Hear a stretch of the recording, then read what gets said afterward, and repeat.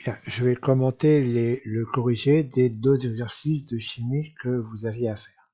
On va commencer par l'exercice numéro 1. Dans cet exercice, vous avez à équilibrer des équations de réaction. Dans mon commentaire, je vous dirai que j'assure la conservation d'un élément pour dire qu'il faut qu'il y ait autant d'atomes d'un élément dans les réactifs et dans les produits. La première équation traduit la réaction entre le métal cuivre et le dioxygène pour donner de l'oxyde de cuivre. Je m'intéresse d'abord à la conservation de l'élément oxygène. Il est sous forme moléculaire. Une molécule de dioxygène apporte 2 atomes d'oxygène.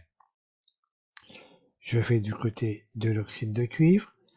Une molécule d'oxyde de cuivre contient un atome d'oxygène, et pour conserver l'élément oxygène, il faut donc que je mette le nombre stoichiométrique 2 devant la formule de l'oxyde de cuivre. Quand j'ai écrit cela,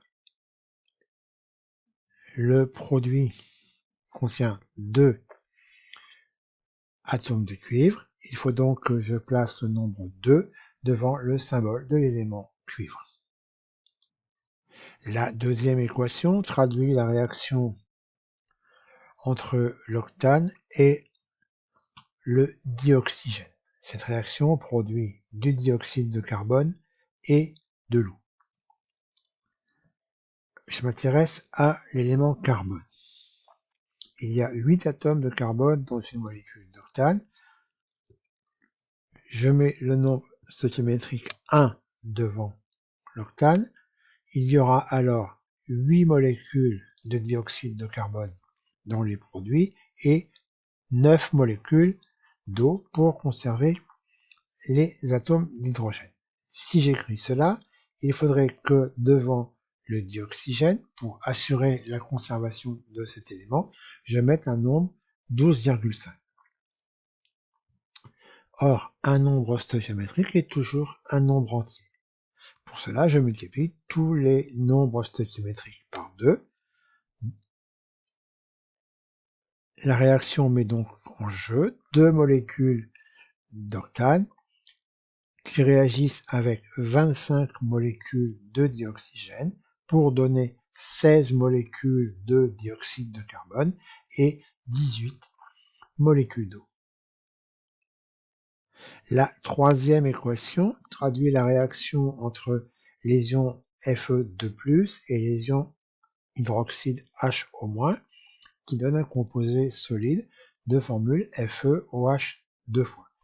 Parenthèse signifie qu'il y a 2 atomes d'oxygène et 2 atomes d'hydrogène. Je place le nombre stoichiométrique 1 devant les ions Fe2+. La conservation de l'élément fer est assurée, et si je place le nombre stoichiométrique 2 devant la formule des ions hydroxyde, la conservation des éléments oxygène et hydrogène est elle aussi assurée. La dernière équation traduit la réaction entre les ions iodure et les ions thiosulfate. Cette réaction produit du diode et des ions sulfate. J'assure la conservation de l'élément d'iode en mettant le nombre stoichiométrique 2 devant les ions iodure, qui sont conservés dans une molécule de diode dans les produits. L'ion thiosulfate est composé de 2 atomes de soufre et 8 d'oxygène.